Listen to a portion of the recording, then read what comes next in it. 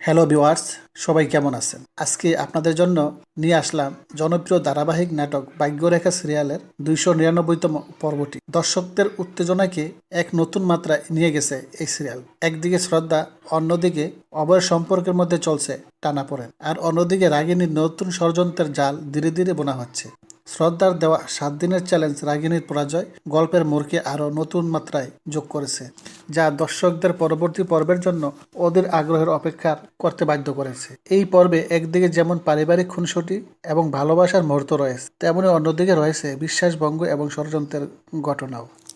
তবে গল্পের শুরুতেই আমরা দেখতে পাচ্ছি যে ত্রিপাঠী পরিবারে একটি ঘরোয়া মুহূর্ত শুরু হয়। আসন্ন একটি অনুষ্ঠানের জন্য আর্থিক তার মা তনুজার কাছে একটি সুন্দর উপহার আবদার করে। তনুজার ঠাট্টার ছলে তাকে অভয়ের কাছ থেকে উপহার চাওয়ার আহ্বান করে। ঠিক সেই সময় সেখানে অভয়ের প্রবেশ ঘটে। দোকানে ডিসকাউন্ট দেওয়ার একটি পরিকল্পনা নিয়ে আলোচনা শুরু হলে পরিবারের সবাই অভয়কে নিয়ে বেশ মজা করতে থাকে, কারণ এই বুদ্ধিটা আসলে আগেই শ্রদ্ধার মাথা থেকে বেরিয়েছিল। পরিবারের সদস্যদের এই ঠাট্টার অভয় কিছুটা অপমানিত বোধ করে এবং রেগে যায়, এবং সেখান থেকে রাগ করে চলেও যায়। অভয়ের রাগের কারণ শুধুমাত্র ঠাট্টা ছিল না, বরং তার মনে হচ্ছিল যে শ্রদ্ধা ধীরে ধীরে ব্যবসার সমস্ত কৃতিত্ব নিয়ে নিচ্ছে এবং তাকে ছোট করার চেষ্টা করছে। এই অভিমানী অভয়কে শান্ত করতে তার মা তনুজা তার পিছনে। তনুজা তাকে বোঝানোর চেষ্টা করে যে শ্রদ্ধার পরিবারের অংশ এবং সে যাই করুক না কেন পরিবারের ভালো চায় সে। শ্রদ্ধা কখনো পরিবারকে ছেড়ে চলে যাবে না, এই বিশ্বাসটুকু অভয়ের মধ্যে গেঁথে দেওয়ার চেষ্টা করে তার মা।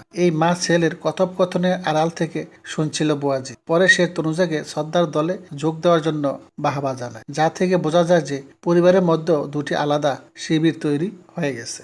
অন্যদিকে গল্পের খলনায়িকা রাগিনী তার অফিসে একটি গুরুত্বপূর্ণ ক্লায়েন্ট মিটিং ব্যস্ত ছিল। সেখানেই তার দেখা হয় এক পুরনো বন্ধুর সাথে। বন্ধুর পরনের সুন্দর পোশাকটি দেখে রাগিনী প্রশংসা না করে পারলেন না। যখন সে জানতে পারে যে পোশাকটি একটি নতুন ওয়েবসাইট থেকে খুব কম দামে কেনা হয়েছে, তখন তার মধ্যে কৌতূহল জাগে। কৌতূহলের বশভূত হয়ে রাগিনী ওয়েবসাইটটি খুলে দেখে এবং তার মাথায় যেন আকাশ ভেঙে পড়ে। ওয়েবসাইটটি আর কারো নয়, শ্রদ্ধা এবং অভয়ের নতুন অনলাইন ব্যবসার ওয়েবসাইট। তাদের এই উন্নতি দেখে রাগিনীর চোখ জ্বলে ওঠে। হিংসা এবং ক্রোধে সে আর থাকতে পারে না। হাতে মোবাইল ফোনটি আছড়ে ভেঙে ফেলে। শ্রদ্ধার কাছে হেরে যাওয়ার অপমান সে কিছুতেই মেনে নিতে পারছিল না। তাই সেই মুহূর্তে সে একটি নতুন এবং আরো একটি পরিকল্পনা হাতে নেয় এবং ভয়ঙ্কর ষড়যন্ত্রের সকস্তে থাকে সে, যার মূল লক্ষ্য ছিল অবকে তার জালে ফাঁসানো এবং শ্রদ্ধাকে পরাজিত করা।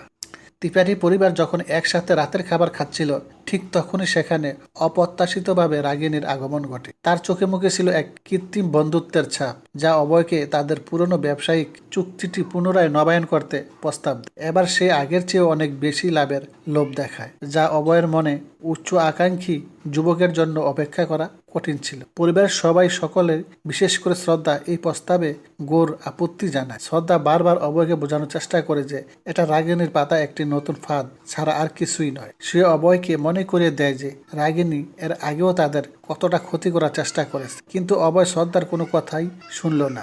অভয় শ্রদ্ধার কথা পাত্তাই দিচ্ছে না। তার মনে হচ্ছিল যে শুধুমাত্র অনলাইন ব্যবসার উপর নির্ভর করে তার পুরনো বেশি সুদূর এগোনো সম্ভব হবে না। বড় সাফল্যের জন্য এই ধরনের বড় চুক্তির প্রয়োজন। শ্রদ্ধার সমস্ত আপত্তি উড়িয়ে দিয়ে অভয় রাগিনীর সাথে চুক্তিতে রাজি হয়ে যায়। এই সিদ্ধান্তই ছিল তার জীবনের অন্যতম বড় ভুল, যা তাদের ভবিষ্যৎকে এক অনিশ্চয়তার দিকে ঠেলে দেয়। পরদিন সকালে ত্রিপাঠী বাড়িতে একটি পার্টির আয়োজন করা হয়। এই পার্টিটি ছিল তাদের নতুন ব্যবসার সফল উদযাপন করার জন্য, কিন্তু শ্রদ্ধার মুখে হাসি মিলিয়ে যায় যখন সে দেখে যে পার্টিতে রাগিনীও আমন্ত্রিত। অভয় হাসি মুখে রাগিনীর সাথে কথা বলতে থাকে এবং এই দিনটিকে তাদের দুজনের জন্য একটি শুভ দিন বলে উল্লেখ করে। পার্টিতে শ্রদ্ধার মা বাবা উপস্থিত ছিলেন। তারা সরল মনে রাগিনীকে একটি উপহার দিয়ে তাকে সততার সাথে ব্যবসা করার পরামর্শ।